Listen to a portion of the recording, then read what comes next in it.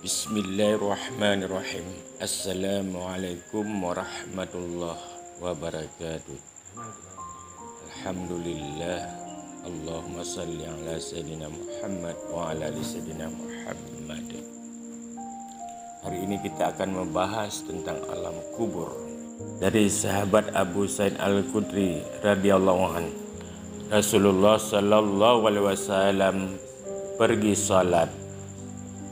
Di saat beliau masuk ke masjid, banyak melihat orang-orang mengobrol. Ya sahabatku, ingatlah perkara yang memutuskan kelezatan. Niscaya kamu tidak akan sibuk dengan mengobrol. Maka perbanyak mengingat perkara yang memutuskan perkara kelezatan dunia, yaitu kematian. Maka suatu saat kita akan masuk dalam kubur. Sesungguhnya suatu hari kita akan masuk ke kubur. Kubur akan mengatakan 6 kalimat. Kubur itu berkata, "Aku adalah rumah pengembara, rumah menuju akhirat. Aku adalah rumah kesendirian.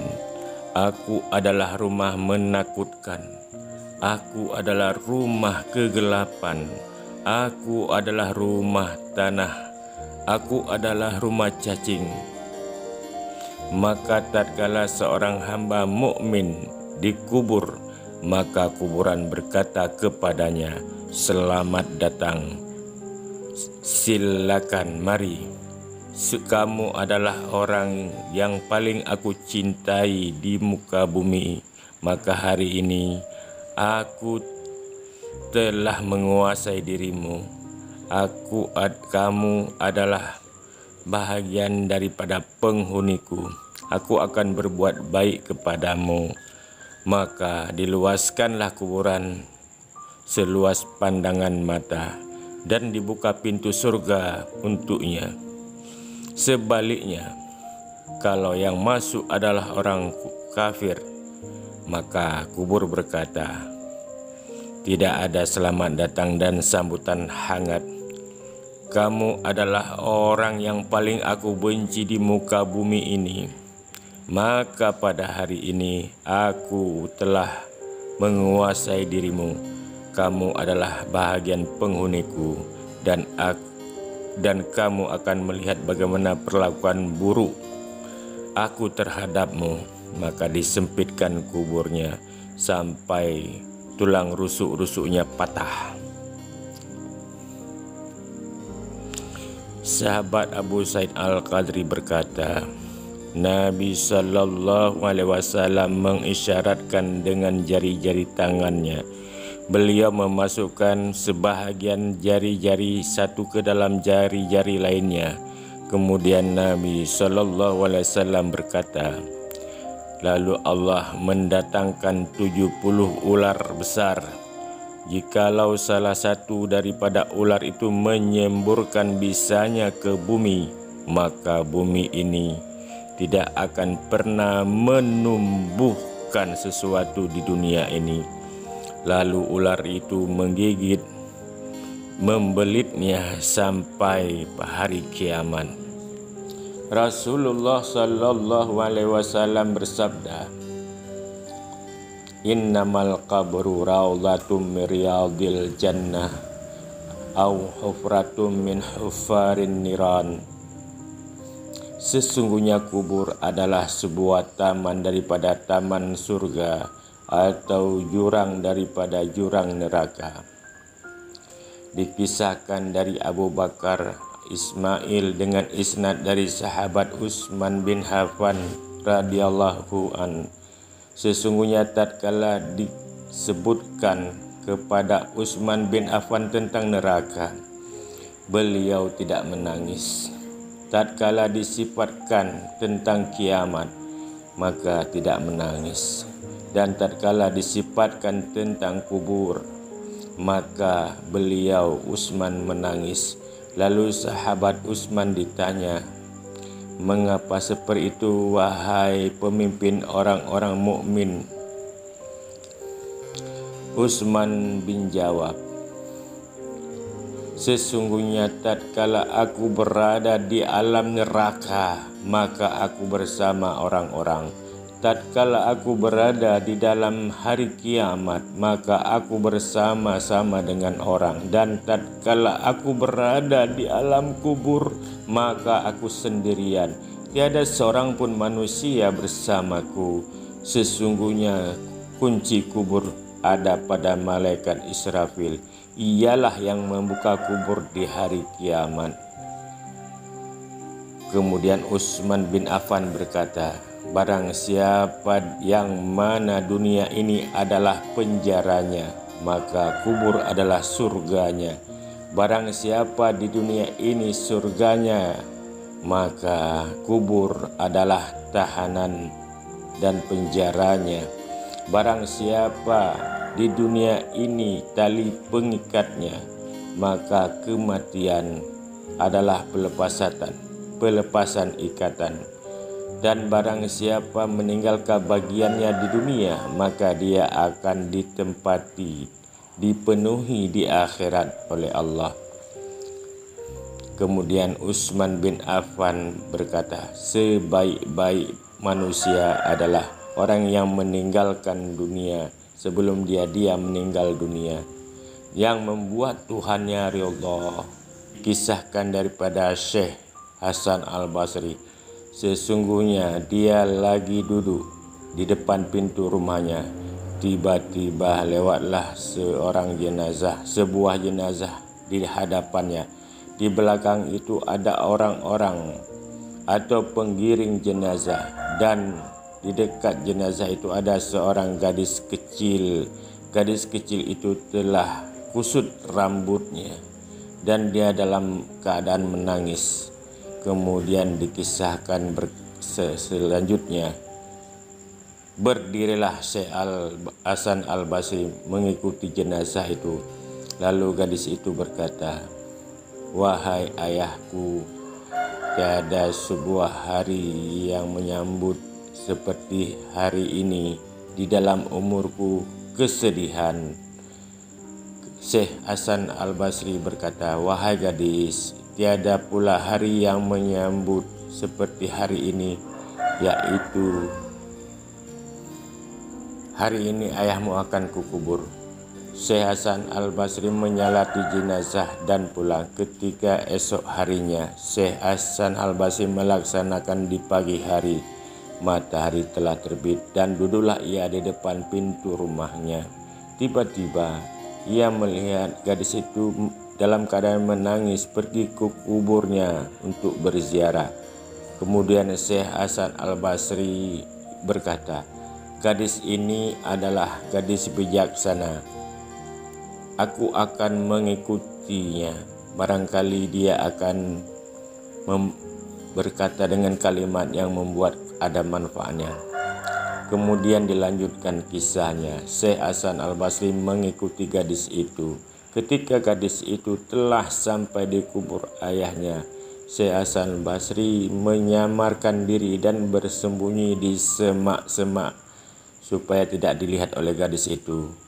Selanjutnya berkata perawi, lalu gadis itu memeluk kubur ayahnya, meletakkan pipinya di atas tanah, dan dia berkata, wahai ayahku, bagaimana kamu bermalam dalam gelapnya kubur sendirian tanpa lampu dan tanpa ada orang yang menghibur? Wahai ayahku, aku menyalakan lampu di dalam kubur, lalu siapa yang menyalakan untuk selanjutnya? Ayahku, aku telah menggelar tikar, lalu siapa yang akan menggelar tikar untuk selanjutnya? Wahai ayahku, malam pertama aku memijat tubuhmu, lalu siapa yang akan memijatmu untuk selanjutnya? Wahai ayahku, aku memberi minum kepadamu pada malam pertama, lalu siapa yang memberi minum untuk hari-hari selanjutnya? Wahai ayahku, aku membalikkan tubuh dari arah satu dan ke arah yang lain pada malam pertama kemarin. Lalu siapa yang akan membalik tubuhmu untuk hari-hari selanjutnya? Wahai ayahku, Aku menutupi tubuhmu yang terlepas tadi malam pertama di kubur. Lalu siapa yang akan menutup untuk hari selanjutnya? Wahai ayahku, aku memandang wajahmu. Lalu siapa yang akan memandang wajahmu untuk hari-hari selanjutnya? Wahai ayahku, engkau memanggil kami pada malam pertama di kubur, maka kami menjawabnya. Lalu untuk selanjutnya bagaimana keadaanmu? Wahai ayahku, kami memberi makan di dalam kubur malam pertama. Lalu siapa yang akan memberi makan ketika engkau membutuhkan makanan? Dan siapa yang akan memberi makan untuk hari-hari selanjutnya? Wahai ayahku, aku memasakkan bermacam-macam makanan. Lalu siapa yang akan memasakmu untuk nanti malam dan hari-hari selanjutnya? Kaum muslimin rahimakumullah. Kemudian perawi yang mengkisahkan ini berkata, menangislah Syekh Hasan Al-Basri. Dia menampakkan dirinya dan mendekatkan dirinya kepada gadis itu dan berkata, wahai gadis, jangan berkata seperti ini, tapi engkau harus berkata kepada ayahmu, kami telah menghadapi tubuhmu ke arah kiblat. Apakah kamu masih berpaling ke arah kiblat yang lain? Wahai ayahku, kami telah mengkafanmu dengan sebaik-baik kain kafan. Apakah kapan itu masih tetap atau telah dilepas dari dirimu? Wahai ayahku, kami telah meletakkanmu di dalam kubur, sedangkan tubuhmu masih sehat. Apakah kamu masih seperti itu atau cacing-cacing telah memakanmu? Katakanlah, wahai ayahku, sesungguhnya ulama mengatakan bahwa seorang hamba akan ditanya tentang iman. Di antara manusia ada yang bisa menjawab, dan di antara mereka yang ada yang tidak bisa menjawab. Apakah kamu telah menjawab tentang iman atau tidak? Wahai ayahku, sesungguhnya ulama mengatakan bahwa akan diluaskan kubur sebahagian dari mereka dan disempitkan. Apakah disempitkan kuburmu atau diluaskan? Wahai ayahku, sesungguhnya ulama mengatakan bahwa akan diganti kain kafan sebahagian dari mereka dengan kain kafan dari surga, dan sebahagian lainnya digantikan daripada kain kafan neraka. Apakah kain kafanmu digantikan dengan neraka atau dari surga? Wahai ayahku, sesungguhnya ulama menyatakan bahwa kubur adalah taman-taman daripada taman surga, atau liang daripada liang neraka. Wahai ayahku, sesungguhnya ulama menyatakan bahwa kubur akan memeluk seperti seorang ibu yang sangat penyayang, atau seperti memeluk dengan rasa benci sampai bercerai tulang rusuk-rusuknya. Apakah kubur memelukmu atau membencinya? Wahai ayahku, sesungguhnya ulama, setiap orang yang diletakkan di kubur akan menyesal atau berujung beralasan bahwa dia tidak punya amal kebaikan. Sedangkan penyesalan orang bermaksiat itu selalu datang terlambat. Apakah engkau menyesal ataukah ada sedikit kebaikanmu? Wahai ayahku, tatkala aku memanggilmu, maka jawablah. Cukup lama aku memanggilmu di atas kuburmu. Kenapa engkau tidak mendengar suaraku? Wahai ayahku, kamu telah pergi dalam kepergian dan tidak akan bertemu setelah sampai hari kiamat. Ya Allah, janganlah engkau menghalangi kami untuk bertemu sampai hari kiamat. Kemudian gadis itu berkata, wahai Syekh Hasan Al-Basri, alangkah indahnya apa yang engkau ratapi atas kepergian ayahku, dan alangkah indahnya nasihatmu pada hari ini dan mengingatkan orang-orang yang lupa. Kemudian gadis itu pulang bersama Syekh Hasan Al-Basri dalam keadaan menangis. Kaum muslimin yang dirahmati oleh Allah, sebelum kita masuk kubur, sebelum nyawa kita melayang, maka kita beribadah kepada Allah.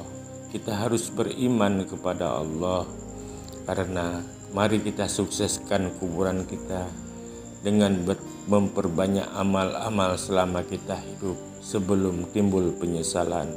Izama ta'bani Adam in qata'a amaluhu, apabila manusia itu meninggal maka terputus semua amalan kecuali 3 perkara. Amalun salihun, amal yang saleh yang kita bawa. Kemudian ilmu yang tafa'u bihi, ilmu yang bermanfaat. Di dalam dunia kita ada mengajar orang ilmu agama, itulah yang akan menemani kita. Kemudian wakaf di jalan Allah.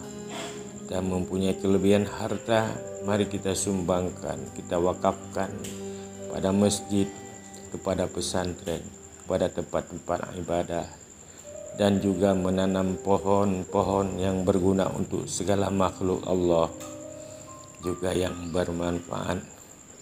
Waladun salihun yad'ulah, anak saleh, anak yang tahu agama, yang mau mendoakan kita dikala kita berpulang kepada Allah.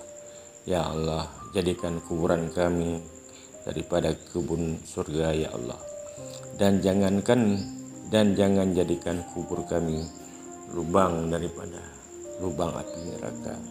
Amin ya Allah. Demikianlah, mudah-mudahan bermanfaat bagi kita semua. Assalamualaikum warahmatullahi wabarakatuh.